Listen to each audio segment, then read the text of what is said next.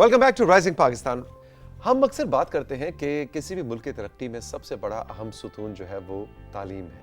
Education number 2 पे है, education number 3 पे है, एजुकेशन। तालीम तालीम तालीम। अच्छा, जब हम तालीम की बात करते हैं तो फौरी तौर पे हमारे ज़हन में करिकुलम आ जाता है, हमारे स्कूल्स का स्ट्रक्चर आ जाता है, प्राइवेट स्कूल है, मदारस है, गवर्नमेंट स्कूल्स हैं।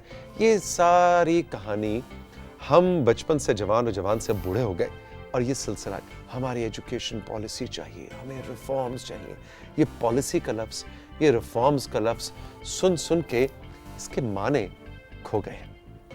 आज मैं आपकी मुलाकात एक ऐसे दोस्त से करवाने जा रहा हूँ जो कि पब्लिक पॉलिसी के एक्सपर्ट हैं। अगेन एक बड़ा ही एकेडमिक किस्म का, एक बोरिंग किस्म का टाइटल, जावेद अहमद मलिक साहब के, जिन्होंने काम बड़ा दिलचस्प किया। उन्होंने 9 साल पंजाब के 54,000 एंड आई रिपीट 54,000 स्कूलों के साथ काम किया 9 साल, और उसके बाद एक किताब लिखी और उसके अंदर एक गाइडलाइन दी गवर्नमेंट को भी, प्राइवेट सेक्टर को भी, असातिज़ा को भी, ब्यूरोक्रेसी को भी, सियासतदानों को भी, कि क्या होना चाहिए, एजुकेशन पॉलिसी कैसी होनी चाहिए। और ये उनकी रिसर्च सियासतदानों ने भी बहुत ज़्यादा ऑन की है, ब्यूरोक्रेसी ने भी ऑन की है, असातिज़ा ने भी ऑन की है, और इसको बहुत पजीराई मिल रही है। हमने सोचा कि आज जावेद साहब से आपकी मुलाकात करवाई जाए और पूछा जाए कि गुत्थी आपने सुलझा कैसे ली। गुड मॉर्निंग, अस्सलाम वालेकुम सर। बहुत शुक्रिया जी। बहुत पहले तो आप ये बताएं कि पब्लिक पॉलिसी एक्सपर्ट, वो इंश्योरेंस पॉलिसी वाला ब्रीफ केस वाले तो हमने लोग सुने थे, ये क्या बोरिंग सा काम है आपका? पॉलिसियां बनाओ, क्या करो? सबसे पहले तो मैं कहूँगा कि मेरे लिए बड़ा ऑनर है आपके प्रोग्राम में आना, क्योंकि ये एक ऐसा प्रोग्राम है, या इससे पहले जो पीटीवी में, उससे हमने कल्चर, तहजीब और रवायत सीखी, और मैं यहाँ, मेरे लिए बहुत बड़ा ऑनर है। बहुत शुक्रिया। Thank you very much. हाँ, ये है तो बोरिंग सा ही काम, क्योंकि अगर ये बोरिंग ना बना दिया होता तो लोगों को समझ होती। जब तक काम की लोगों को समझ नहीं है सरकार के अमूर की, तो वो काम मुकम्मल भी नहीं होता, तो लोगों का तासुर बिल्कुल ठीक होता है। हमने 70-80 साल अंग्रेज़ी में बात कर करके लोगों को बताया ही नहीं कि पब्लिक पॉलिसी क्या है, ये यहाँ पे प्लान किस तरह होता है, बजट कैसे बनते हैं, इम्प्लीमेंट कैसे होते हैं, उसमें किस तरह की इस्तेदाद चाहिए, मसाइल क्या हैं। जब यही बात मैं अंग्रेज़ी में बताऊँगा बार बार तो किसी को समझ नहीं आएगी, तो बिल्कुल आप शक करेंगे कि भाई ये आप क्या कर रहे हैं। मैं एक छोटा सा किस्सा सुनाऊँ। एक बड़ी मीटिंग से मैं लाहौर में आ रहा था, जिस मीटिंग में चीफ मिनिस्टर, चीफ सेक्रेटरी, इस तरह के लोग थे, तो मैं वापस आया। मैंने फैसला किया कि मैं लोगों को बताया करूँगा कि मैं क्या करता हूँ। तो मैं बस में बैठा था, तो किसी बंदे ने पूछा आप क्या करते हैं, तो पहले मैं मॉडस्टली बताता था कि कुछ नहीं है, तालीम के शोबे से या कुछ इस तरह की लेकिन उस दिन मैंने कहा मैं पंजाब की तालीमी पॉलिसी के काम करता हूँ। कहते जी जो भी आप पॉलिसी बना रहे हैं वो चल वैसे नहीं रही। तो ये इसलिए ज़रूरी है कि जो बात आप सरकार के ऐवानों में कर रहे हैं वो लोगों को समझ आए। और बिल्कुल आप सही कह रहे हैं कि इसमें इतनी पेचीदगी हमने इसीलिए पैदा की है कि हमने लोगों को अपनी ज़बान में बताया ही नहीं कि ये क्या है। ये किताब मैंने उर्दू में इसीलिए लिखी है कि कुछ लोगों को बता सकें कि पब्लिक पॉलिसी क्या है और इससे क्या लर्निंग्स हैं हमारी। अच्छा, और इसका जो टाइटल है ना वो बड़ा ज़बरदस्त है। अगर कैमरा 4 इसका बंटी ज़रा जल्दी से क्लोज़अप बनाना मेरी जान, और ये हम अगर क्लोज़अप में दिखाएं, ये देखें जी। इसका टाइटल है असातिज़ा, ब्यूरोक्रेसी और सियासतदान। यानी ये इससे क्या मुराद है? मतलब ये 3 सुतून हैं आपके ख्याल में, या 3 ये सबसे मेन स्टेक होल्डर्स हैं? और वाकई ये उर्दू में आपने जो लिखी, तो इसका कोई फ़र्क पड़ा? क्योंकि आप तो मतलब जर्मनी, इंग्लिस्तान, अमेरिका, कहाँ आपकी रिसर्च कोट होती है, आप जाके पेपर्स पढ़ते हैं, सेमिनार्स में तकरीरें करते हैं, आप बड़ी सारी से अंग्रेजी में भी लिख सकते थे। बिल्कुल। तो उर्दू का कोई फ़ायदा हुआ लिखने? नहीं, इस उर्दू का देखिए, मेरी बात सुनें। अंग्रेज़ी में जो हम बात करते हैं, मुझे बहुत अरसे बाद जाके पता चला कि वो बिल्कुल एक परफॉर्मेंस एक्ट हो रहा होता है। यानी कंटेंट से ज़्यादा ये बात हो रही थी कि इसकी अंग्रेज़ी कैसी है। और वो चूँकि हमारा एक हिस्ट्री भी है, तो हम इसलिए, मैं कोई अंग्रेज़ी का मुखालिफ नहीं हूँ, मैं बड़ा शौकीन हूँ सेट स्कोर्स और GRE लेने का, और अमेरिका में पढ़ता रहा हूँ, ऐसी कोई बात नहीं है। अभी भी मैं फ़ेलो हूँ इंग्लैंड में एक यूनिवर्सिटी का। लेकिन मेरा ख़्याल है कि जो हमारी अपनी ज़बान है उसके अंदर एक, अगर हम ना उसके अंदर हमने काम किया, जो लोगों को बताया, तो पूरी हमारी ये तहजीबी रवायत से हम कट जाएंगे।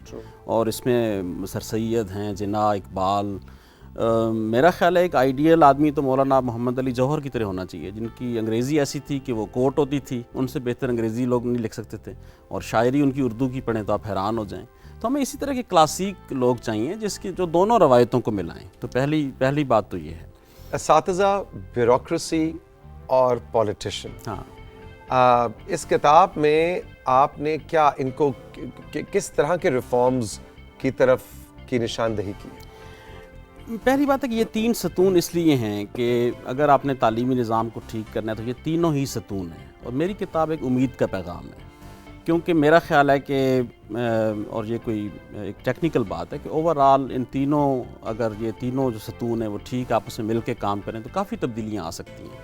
پنجاب میں جیسے کہ اسکولوں کے اندر 20-22 ہزار اسکولوں میں صرف 2 ٹیچر ہوتے تھے، اب اس میں 4 ٹیچر ہیں، کیونکہ تقریباً لاکھ کے قریب اساتذہ کو بھرتی کیا گیا۔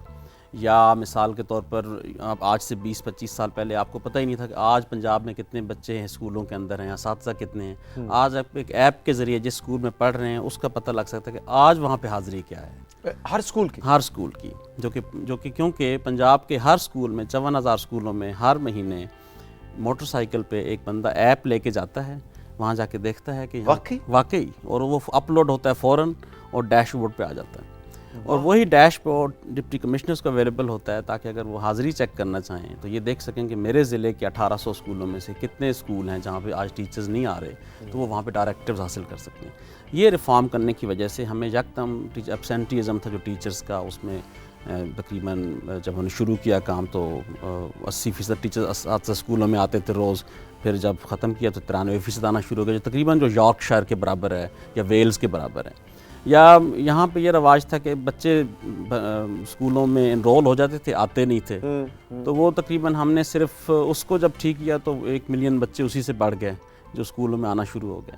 یا 4 بیسک فیسلٹیز جو تھیں اسکولوں کو جو چاہیے وہ 79-80% اسکولوں کے اندر تھیں، اب 95-96% اسکولوں کے، جس میں لیٹرین، باؤنڈری وال، رننگ واٹر، یہ چیزیں شامل ہیں۔ لیکن جو سب سے اہم بات ہے وہ یہ ہے کہ ہم یہ دکھانے میں کامیاب ہو گئے کہ اگر یہ تینوں یعنی جو جس کی لرننگ ہے وہ یہ ہے کہ اگر آپ ایک نظام کے تحت آپ ہر 2 مہینے بعد بیٹھیں اور دیکھیں کہ کن اسکولوں کو کیا چاہیے، اس کو میجر کرتے جائیں، اس میں فنڈنگ جو ہے اس کے حساب سے کریں، تو آپ ایک بہت بڑی تبدیلی لا سکتے ہیں۔ اور مسئلہ پیسہ ہے، پیسہ مسئلہ ہے لیکن اتنا نہیں ہے۔ اس کی وجہ یہ ہے کہ مثال کے طور پر ہم سے کم پیسے لگا کے بھی دنیا کے ایسے نظام ہیں جو ہم سے بہتر کام کر رہے ہیں، یا مثلا ویتنام اور پاکستان تقریباً ایک جتنا ایسے ممالک ہیں جن کے پاس ایک جیسے پیسے ہیں، لیکن اسی پیسے کو وہ زیادہ بہتر استعمال کرتے ہیں۔ ہمارے ہاں ایک ہائی اسکول جو ہے وہ تقریباً ایک 50-60 لاکھ روپے مہینہ پڑتا ہے، وہ اساتذہ 50 لاکھ روپے بہت بڑی اماؤنٹ ہے ایک اسکول کے لیے۔ تو اس کے لیے ضروری ہے کہ اس کے اندر کام بھی اتنا اچھا ہونا چاہیے، اور اچھا ہو بھی رہا ہے، لیکن 50 لاکھ بہت زیادہ، دیکھیں نا 70-80 ٹیچرز ہوتے ہیں تقریباً ایک ہائی اسکول کے اندر، آف کورس، اور آج کل جو سائنس ٹیچر جس کی جو تقریباً 15 سے 20 سال پڑھا چکے ہوں، ان کی تنخواہ 1,10,15 ہزار روپے ہوتی ہے تقریباً۔ یہ پرانے دور تھا جب اساتذہ کی تنخواہیں کم تھیں، اب تنخواہیں کافی بہتر ہیں۔ امپورٹنٹ بات یہ ہے کہ جن چیزوں پہ ہمیں کام کی توجہ کی ضرورت ہے کہ ہماری لینگویج ایکوزیشن بھی بہتر نہیں ہے۔ مثلا آپ ڈھنگ سے اردو پڑھانے والے، ڈھنگ سے انگریزی پڑھانے والے لوگوں کی شدید کمی ہے، اور یہ ایک بحران کی صورت میں بات ہے، کیونکہ اگر ہم نے اس جنریشن کو پراپرلی اردو نہ پڑھائی تو شاید آپ فیض اور یوسفی صاحب اور انشاء ان کو نہیں پڑھ سکیں گے۔ ملک صاحب یہ بتائیے کہ جو آپ کی پوری ریسرچ تھی، جو آپ کا تجربہ 9 سال کا تھا پنجاب کے اسکولز کے ساتھ کام کرنے کا، وہ پڑھ کے ہمارے دوسرے صوبوں کے ایکسپرٹس بھی اس سے استفادہ کر سکتے ہیں، کیونکہ مور اور لیس ڈائنامکس اور ریالٹیز تو دوسرے صوبوں کی بھی وہی ہیں۔ نہیں، بالکل آئی، تقریباً پچھلے پاکستان میں بحیثیت مجموعی پچھلے 15 سالوں میں تعلیم میں کافی بہتری آئی ہے۔ اس کی مثال میں یہ بتاؤں کہ اگر 2003 میں ہمارے یونیورسٹی جانے والے بچوں کی تعداد 3 لاکھ تھی، اب تقریباً 15 لاکھ سے زیادہ ہے۔ نہیں، آبادی بھی تو بڑی ہے، وہی جو بچے اس وقت ہم نے پیدا کیے تھے تو اب یونیورسٹی جان جوگے ہو گئے۔ لیکن سر یونیورسٹیوں کی تعداد بھی بڑی ہے نا، تو ہم نے مطلب آپ کو یاد ہوگا 90s میں 2 یونیورسٹیاں تھیں، پنجاب یونیورسٹی یا قاعدہ یونیورسٹی، داخلہ نہ ملے تو آپ بیٹھے رہتے تھے۔ اب یہاں پہ اسلام آباد میں 25 یونیورسٹی ہیں۔ لیکن جو آپ کا بنیادی سوال ہے کہ باقی صوبے سے کیا سیکھ سکتے ہیں، باقی صوبوں نے سیکھا بھی ہے اور پنجاب نے بھی باقی صوبوں سے سیکھا ہے. مثلا ایک ایریا جس میں پنجاب اور باقی صوبوں نے بہت اچھا کام کیا ہے کہ کیسے پبلک اور پرائیویٹ سیکٹر مل کے کام کر سکتے ہیں. اوکے. تو پنجاب میں ایک ادارہ ہے پنجاب ایجوکیشن فاؤنڈیشن، جس کا کام یہ ہے کہ وہ پرائیویٹ انٹرپرنورز کو پیسے دے کے اسکول بنواتا ہے. جب ہم نے کام شروع کیا تو اس میں صرف 4 لاکھ بچے جاتے تھے اس پروگرام میں، اب اس میں 32 لاکھ بچے جاتے ہیں. اور وہ اس لیے کہ ایک سرکاری اسکول بنانے میں 3-4 سال لگ جاتے ہیں، لیکن آپ پرائیویٹ انٹرپرنور کو کہیں کہ بھائی میں آپ کے یہ جو 700 بچے کی سیٹیں خریدتا ہوں، آپ اسکول خود بنا لیں، تو وہ راجن پور بھی بنا لے گا، وہ جام پور بھی بنا لے گا، وہ 3 مہینے میں شاید لیا 3 مہینے لیا بھی بنا لے گا. اس طرح پنجاب میں پنجاب ایجوکیشن فاؤنڈیشن، یا سندھ میں سندھ ایجوکیشن فاؤنڈیشن، یا خیبر پختونخوا میں یا بلوچستان نے بڑا اچھا کام کیا ہے. کیونکہ یہ بات اب واضح ہے خاص طور پہ باقی ممالک سے، یا بنگلہ دیش میں بہت اچھا انہوں نے اس کو کیا ہے کہ آپ نے تعلیم کو as a system level treat کرنا ہے. یہاں پہ بعض اوقات ہم پبلک اور پرائیویٹ سیکٹر کو ایک دوسرے کے خلاف لڑا دیتے ہیں، یہ بات نہیں ہے. دنیا کے ہر ملک میں ایک پبلک سیکٹر ہے، ایک پرائیویٹ سیکٹر. بالکل، برطانیہ امریکہ ہر جگہ دونوں ایک دوسرے سے سیکھتے ہیں، دونوں کو اون کرنا چاہیے، دونوں ایک ہی مسئلے کو حل کر رہے ہیں. اور آپ دونوں کو ملا کے کئی قسم کے ماڈلز بنا سکتے ہیں، جیسے کہ ہم نے بنایا کہ ہمارے سکولز یہ جو تھے یہ ایلیٹ سکول نہیں تھے، یہ سلمز میں بھی کام کرتے تھے، یہ چھوٹے ضلعوں میں بھی کرتے تھے. اسی سے یہ 32 لاکھ بچے اسکولوں میں. جاوید صاحب ہمارے ساتھ موجود ہیں. رائزنگ پاکستان میں وقت ہے ایک چھوٹے سے بریک کا. بریک سے جب ہم واپس آئیں گے تو میں ان کے سامنے ایک سوال رکھنا چاہوں گا کہ پنجاب یا پورے پاکستان کے سرکاری ٹیچر کا مسئلہ کیا ہے، اسٹوڈنٹ کا مسئلہ کیا ہے، سب سے میجر ہنڈرنس چیلنج ان کو کیا فیل ہوتا ہے، اور وہ کیا اتنا بڑا مسئلہ ہے جس کو حل نہیں کیا جا سکتا. So we'll talk about that also. And also کہ ملک صاحب خود بھی، جیسے اب تک کی گفتگو ہم نے سنا کہ پوری دنیا پھر آئے اور پوری دنیا میں انہوں نے کام کیا ہے، لیکن آج بھی یہ اپنا گاؤں جو ہے نا وہاں سے جڑت نہیں توڑتے. اس کا کیا فائدہ ہے، یہ ہم بات کریں گے اس بریک کے بعد.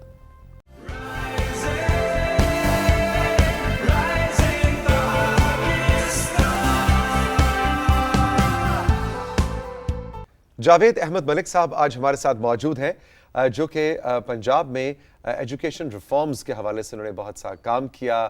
ان کی کتاب بھی حال ہی میں پبلش ہوئی ہے جس کے اوپر بہت زیادہ بات ہو رہی ہے. ہم نے سوچا ان کو مدعو کیا جائے. اچھا جی، تو ملک صاحب یہ بتائیں نا، سب سے پہلے تو بتائیں کہ وہ ذرا بریک سے پہلے جو کہانی میں نے ایسے ٹیزر چلایا تھا کہ آپ نے دنیا پھر لی اور کیا نام بنایا، لیکن اپنا جو گاؤں ہے چکوال کے پاس، جی بالکل اس پہلے ذرا بتائیں کہ وہ اس گاؤں سے کنیکشن کیسے، یا کوئی ڈسکنیکٹ آپ کبھی کبھی محسوس کرتے ہیں، یا آپ کی جنریشن، اب تو وہ گاؤں بھی ویسے گاؤں نہیں رہا ہوگا، وہ تو بالکل اسمال ٹاؤن بن گیا ہوگا، تو یہ ذرا بتائیں کہ کنیکشن کیا ہے. اچھا، یہ بڑی اہم آپ نے سوال کیا، کیونکہ جب میں امریکہ میں تھا یا میں انگلینڈ میں پڑھتا ہوں، ابھی بھی کام کرتا ہوں، تو وہاں پہ بہت سے لوگ گاؤں میں رہتے ہیں. یعنی ایسا نہیں ہے کہ شہروں میں آنے یا گاؤں، بلکہ زیادہ لوگ گاؤں میں رہنا چاہتے ہیں کہ صرف وہاں پہ جو ہے نا وہ ٹیلی کمیونیکیشن یا یہ جو فیسلٹیز ٹھیک ہیں ساری. تو اب جو ہے ہم پاکستان میں بھی اب سمجھ لیں کہ یہ ایک بہت سارے گاؤں سڑکوں سے جڑ گئے ہیں، انٹرنیٹ سے جڑ گئے ہیں، ٹی وی سے جڑ گئے ہیں، بجلی سے جڑ گئے ہیں. تو اب یہ ایک طرح سے کہہ لیں کہ ایک سیمی اربن زونز ہیں ایک طرح سے وہ. اب میری ذاتی کہانی یہ ہے کہ ہم ابھی بھی گاؤں میں رہتے ہیں، ہمارے وہاں پہ فیملی ہے، وہاں ابھی بھی ہم جاتے ہیں. اور میرا خیال ہے کہ جو اپنی روایت ہے 500-600 سال سے ہمارے لوگ وہاں پہ رہ رہے ہیں، اس کو آپ کیسے ایک ہی منٹ نظر انداز کر کے صرف اس لیے کہ آپ شہر میں آ گئے ہیں تو آپ چھوڑ سکیں. اور دوسری بات ہے کہ وہ اس سے آپ بہت کچھ سیکھتے ہیں، بیکاز گاؤں جو ہے نا وہ صرف مسائل کا مجموعہ نہیں ہے، بلکہ اس کے اندر 500-600 سال پرانا علم بھی موجود ہے. وہ ایسے لوگ ہیں جن سے آپ سیکھتے ہیں، ایسی روایتیں ہیں. وہ آپ کو ایک خاص طرح کی اسٹیبلٹی بھی گاؤں دیتا ہے آپ کو، کہ آپ کو ایک زاویہ نگاہ دیتا ہے جو آپ جہاں بھی جاتے ہیں آپ اس کو سنتے سمجھتے بوجھتے ہیں. تو میں بالکل گاؤں سے جڑا ہوں، اور میری کتاب کی میرے گاؤں میں بڑی پذیرائی ہوئی ہے. یہ پہلا گاؤں ہے جہاں ایک بک لانچنگ تقریب ہوئی ہے میرے اپنے اسکول میں، جو کہ تقریباً 115 سال پرانا ہے. اور وہاں پہ اس جہاں سے آپ پڑھے تھے، جہاں سے میں پڑھا تھا، اور مجھے بڑی خوشی ہوئی کہ وہاں پہ گاؤں کے سیاستدان، گاؤں کے اساتذہ، ریٹائرڈ لوگ، انہوں نے سب آ کے ایک بک لانچ کی، اور ہم آپس میں بات بھی کرتے ہیں کہ یہ بڑا زبردست گاؤں ہے جہاں پہ بک لانچز ہوتی ہیں. واہ. اور گاؤں کا تعارف بھی تو کرائیے نا, گاؤں کا نام کیا ہے؟ گاؤں کا نام جی دندا شاہ بلاول ہے. یہ تقریباً 500 سال پرانا گاؤں ہے. یہ اگر آپ اسلام آباد سے کراچی کے روڈ لیں بلکسر سے نیچے تو یہ تقریباً 100 کلومیٹر بعد آ جاتا ہے روڈ پہ ہی. اور اب یہ تیزی سے بڑھ رہا ہے, لیکن اس کے اندر ایک ہمارے پرانے شاہ صاحب کی قبر مدفون ہے جس کی وجہ سے یہاں پہ اسلام کی دولت پھیلی. کچھ اس کی روایات ہیں. اس کے بالکل آگے 5-6 میل دور آگے جائیں تو نمل کی جھیل ہے جہاں پہ ہمارے وزیر اعظم صاحب نے یونیورسٹی بنائی ہے. اور اگر مجموعی طور پہ میں اگر کسی امریکہ کی یونیورسٹی میں ٹاک دے رہا ہوں, یا میں انگلینڈ میں بیٹھ کے کہیں بات کر رہا ہوں, یا یہاں بیٹھا ہوں, تو میرے ذہن میں اس کا آپ نے کہا نا جڑت کا کیا فائدہ ہے, یا میں چیف سیکرٹری کے دفتر میں بیٹھا ہوں تو مجھے اس گاؤں کے جو ایک بچے کے چیلنج میرے سامنے رہتا ہے تو میرے لیے بڑا آسان ہو جاتا ہے یہ سمجھنا کہ جو پالیسی بن رہی ہے یہ اس بچے یا اس ٹیچر تک کیسے پہنچے گی, یا جو استاد ایک گاؤں کے اسکول میں پڑھا رہا ہے اس کو یہ بات کیسے پہنچے گی. اس کتاب کو لکھنے کے دوران جو اس کے تجربات تھے, میں اکثر بڑی بڑی میٹنگز میں جو ورلڈ بینک یا ڈیفڈ یا کہیں بھی میٹنگ کے بعد جو بات ہم طے کرتے تھے, میں کسی گاؤں کے کسی ہیڈ ماسٹر کو فون کر لیتا تھا, آپ کے خیال میں یہ بات چلے گی؟ تو کہتے تھے یہ بالکل نہیں چل سکتی, یہ بتائیں یہ مینولی اس کا نہیں آیا ابھی تک اس کی ٹریننگ نہیں ہوئی, ابھی تک اس کے پیسے ریلیز نہیں ہوئے, یہ کیسے توقع کر رہے ہیں کہ یہ ہم کر لیں گے. تو یہ جو ڈائمینشن تھی جب میں واپس میٹنگ میں آ کے رکھتا تھا تو ہمیں کافی اپنی جو ایکسپیکٹیشنز کو ٹھیک کرنا پڑتا تھا. اور میرا خیال ہے کہ ایک اچھا جو پبلک پالیسی کا ایکسپرٹ ہے یا جو تبدیلی چاہتا ہے خاص طور پہ, اس کو ضروری ہے کہ وہ عام لوگوں کی بات ضرور سنیں کہ جو وہ پالیسی بنا رہے ہیں میز پہ وہ وہاں تک پہنچ بھی رہی ہے کہ نہیں پہنچ رہی, لوگ سمجھ بھی رہے ہیں کہ نہیں سمجھ رہے. ملک صاحب, پبلک پالیسی کیا ہوتی ہے؟ پبلک پالیسی ایک ایسے علم کا نام ہے جس میں یہ آپ چاہتے ہیں کہ جو فیصلہ وزیر اعظم کی میز پہ ہو رہا ہے وہ عام آدمی کی زندگی تک پہنچ پا رہا ہے کہ نہیں, اور اس میں جو یہ جو ڈیلیوری چین ہے جس کے اندر وسائل یا بجٹس, جس کے اندر پلاننگ, جس کے اندر استعداد یا کیپیسٹی, جس کے اندر مانیٹرنگ یا نگرانی, یہ سارے امور کا خیال رکھنا, ٹائم لائن, پھر قوانین اس کے اندر بنے ہیں کہ نہیں بنے, اس کے اندر انوویشن ہو رہی ہے یا نہیں ہو رہی, اور یہ کام اگر نہیں ہوگا تو کون جواب دہ ہوگا. ان تمام امور کو طے کرنے کا نام ہے, اور اس کے حساب سے پروگرام کو سٹرکچر کرنے کا نام ہے, اور پھر اسے سیکھنے کا نام ہے تاکہ اگلی دفعہ جب پالیسی بنائیں تو وہ ٹھیک بن سکے. تو یہ ہیلتھ میں بھی پھر ہوتی ہے, ایجوکیشن میں ہوتی ہے, ایوییشن, جو بھی آپ کا سیکٹر ہو. اور میرا خیال ہے پاکستان میں یہ ان باتوں کے اوپر بھی باتیں کرنا اس لیے ضروری ہیں کہ میں اکثر سوچتا ہوں کہ 1857 میں جو دلی تھا وہ بہت, اس میں تقریباً ہر روز 20-25 مشاعرے ہو رہے ہوتے تھے, اور ابھی ایک ناول آیا ہے کئی چاند سے سر آسماں جس میں دلی کی زندگی پہ بہت خوبصورت باتیں ہیں, کیا تہذیب اور کیا بات تھی. لیکن اس کے باوجود انہیں اتنا پتہ نہیں تھا کہ تقریباً اب یہ ختم ہونے والا یہ سارا سلسلہ, بڑی جلدی ایک اور کمپنی آ گئی ہے جو تیزی سے آپ مفتوح ہونے والے ہیں. تو آپ کو یہ لوگ بھی ضروری ہیں, یعنی کلچر بھی ضروری ہے تاکہ وہ نہ ہو تو ہم پھر رہیں کیوں, یعنی اس کا سب سے امپورٹنٹ تو یہ ہے ہمارا, لیکن یہ بھی ضروری ہے کہ ہم مستقبل پہ نظر رکھیں, ہم کہاں ہیں اس پہ نظر رکھیں, اور کون آ جا رہا ہے اس پہ نظر رکھیں تاکہ ہم اپنے آپ کو محفوظ کر سکیں. تو یہ دونوں چیزیں ضروری ہیں. یعنی ویری انٹرسٹنگ رابرٹ, اتنے آسان الفاظ میں آپ نے پبلک پالیسی کو ڈیفائن کیا. استاد کا سب سے بڑا پرابلم, چیلنج کیا ہے؟ سرکاری اسکول کے استاد کا پرابلم یہ ہے کہ وہ ڈی مورلائزڈ ہے. ڈی مورلائز کی اردو مجھے سمجھ آئی, یعنی ان کا بھی ہمت, یعنی وہ ڈی موٹیویٹ ہوا ہوا ہے. اس کی وجہ یہ کہ اس کو معاشرے نے وہ مقام نہیں دیا جس کو وہ ڈیزرو کرتا ہے. مثال کے طور پر اگر فن لینڈ میں اگر آپ استاد بننا چاہیں تو بڑا مشکل اور بڑا آپ کی ویلیو ہوتی ہے, لیکن یہاں پہ استاد جو ہے وہ اس کو وہ مقام معاشرہ نہیں دے سکتا. یعنی اس کی وجہ ہے کہ ہماری کچھ ویلیوز خراب ہوئی ہیں, تو سارا ہم نے مقام پاور کو دینا شروع کر دیا ہے. ہم نے کلچر کو بھی کم مقام دینا شروع کر دیا, اور علم کو بھی, اور علم سے وابستہ لوگ, پرفارمنگ آرٹ سے وابستہ لوگ, اساتذہ, یہ ساری چیزیں ہم نے ایک سائڈ پہ رکھ دیں, اور پہلے یہ سوچتے ہیں کہ جس کے پاس طاقت ہے. تو یہ اس ویلیو سسٹم کا ایک بڑا فرق پڑا ہے کہ آپ ایک ایم ایس سی فزکس ہیں, ایک اسکول میں پڑھا رہے ہیں, لیکن آپ کی ایک اکنالجمنٹ نہیں ہے معاشرے میں, تو آپ اتنا زیادہ خود when you are not feeling great, تو آپ عظیم محسوس نہیں کر رہے گے, تو آپ وہ عظمت بچوں میں بھی ٹرانسفر نہیں کر سکتے. تو ایک تو یہ مسئلہ ہے. اور سوری قطع کلامی معاف، آپ کی بات کو آگے بڑھاتے ہوئے، اور یہ مسئلہ صرف اس کی تنخواہ بڑھا دینے سے حل نہیں ہوگا۔ بالکل آپ بالکل، کیونکہ جو مادی چیز ہے وہ صرف ایک حد تک وہ ضروری ہے، وہ بھی ضروری ہے، فاؤنڈیشنل ہے۔ میں کہتا ہوں 1,10,000 ہے، میں کہتا ہوں 2,20,000 ہونی چاہیے، لیکن صرف یہ کافی نہیں ہے۔ بالکل یہ کافی نہیں ہے، اور میں یہ جو 1,10,000 یہ سائنس کے MSc کی میں بات کروں، جو اساتذہ شروع میں جوائن کرتے ہیں ان کی تنخواہ 25-30,000 ہوتی ہے، تو وہ بھی کم ہے، لیکن آپ کی بات بہت ہی کم ہے۔ مطلب ایک سرکاری اسکول میں آپ نے نئی نوکری شروع کی اور آپ 25,000 تنخواہ، I think this is very very less. لیکن آپ کی اصل بات آپ نے جو کی وہ سب سے اہم وہ ہے، لوگ جو ہیں بہت کم تنخواہ پہ بھی کام کر سکتے ہیں اگر آپ ان کو اکنالج کریں اور ان پہ ایڈیشنل ویٹ نہ ڈالیں۔ مثلا اس وقت یہ ہوتا ہے سرکار کے کاموں میں کہ بعض اوقات جو کام باقی محکمے نہیں کر رہے وہ بھی ان کو دے دیتے ہیں۔ ہاں جی آپ ایمونائزیشن چیک کر کے آئیں، آج آپ مردم شماری کریں، آپ الیکشن کرائیں، آپ آٹے کی قیمتیں چیک کریں، آپ کرونا آ گیا اس کرونا کا چیک کریں، چونکہ وہ آرڈرز جو ہے نا وہ چیف سیکرٹری کی طرف سے آ رہے ہوتے ہیں، تو ڈپٹی کمشنر نے سارے ہیڈ ماسٹرز کو فون کرنا ہے، اور انہوں نے پڑھائی چھڑا کے تو سارا وقت یہ اس پہ ڈیٹا پہ بہت بڑا چیلنج۔ یہ جو چیلنج ہے جو پہلے کتاب کے باب میں بھی میں نے یہی بات لکھی ہے کہ یہ 9-10 چیزیں آپ اساتذہ کے ذہن سے ہٹائیں، انہیں تھوڑی اکنالجمنٹ دیں، عزت دیں، ان کو نیشنل ٹیچرز ڈے پہ وزیر اعظم صاحب چائے پلا رہے ہوں، وزیر اعلیٰ چائے پلا رہے ہوں، کبھی کبھی ہم کہہ رہے ہوں کہ this is the best teacher award to this lady.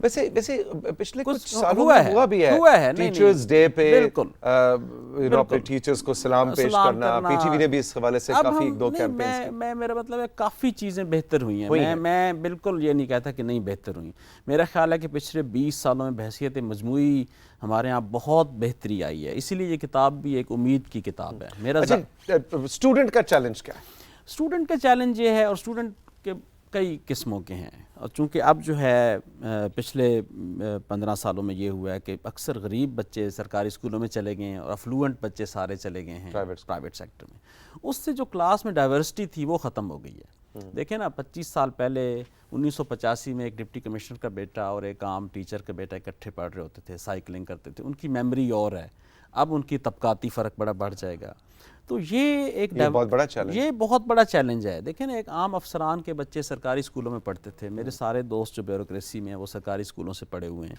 لیکن اب جو جنریشن ہے وہ بالکل مختلف دنیاؤں سے آئے گی، تو ان کی میموری بڑی مختلف ہوگی۔ یہ ویسے آپ بڑی زبردست بات کر رہے ہیں، میں نے اس کو اپنے ساتھ ریلیٹ کیا ہے، تو میں سرکاری اسکول کا پڑھا ہوا ہوں، ہاں تو میں نے تو گریجویشن تک سرکاری اسکول، تو اب میری اپنی خیر اولاد نہیں، لیکن میرے ساتھ کے جو میرے کلاس فیلوز اور بچے جو ان کے بچے آگے سے پرائیویٹ اسکولوں میں، بالکل یہ اور یہ والی جنریشن جب اب بڑی ہم کریں گے اور وہ ہماری جگہوں پہ آگے بیٹھیں گے تو وہ طبقاتی ریلیٹ نہیں کر سکیں گے نا۔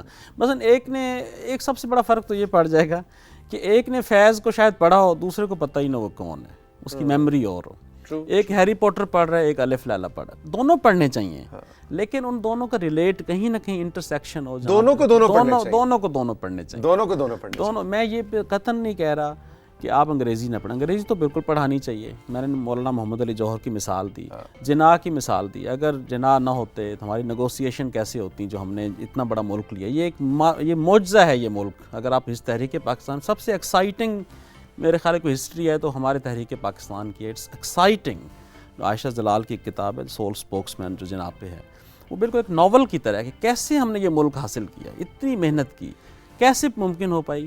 ہمیں انگریزی بھی آتی تھی، ہمیں قوانین بھی آتے تھے، ہم میز پہ بیٹھتے تھے تو ان کو اندازہ ہوتا تھا کہ ان کی کیپیسٹی کیا ہے۔ ایگزیکٹلی۔ جاوید صاحب بہت لطف آیا آپ سے، ایک بار پھر ملاقات ہوئی اور بہت اچھا لگا، اور آپ نے اتنے سہل آسان الفاظ میں مشکل مبہم کانسیپٹس کو ہمارے سامنے رکھا ہے۔ I really enjoyed the conversation. کتاب پڑھی انجوائے کریں گے؟ میں بالکل پڑھوں گا، all the best, thank you very much, آپ کا بہت بہت شکریہ، آپ نے رائزنگ پاکستان میں ہمارا ساتھ دیا۔ زندگی نے دی اجازت، پھر ملیں گے، خدا حافظ۔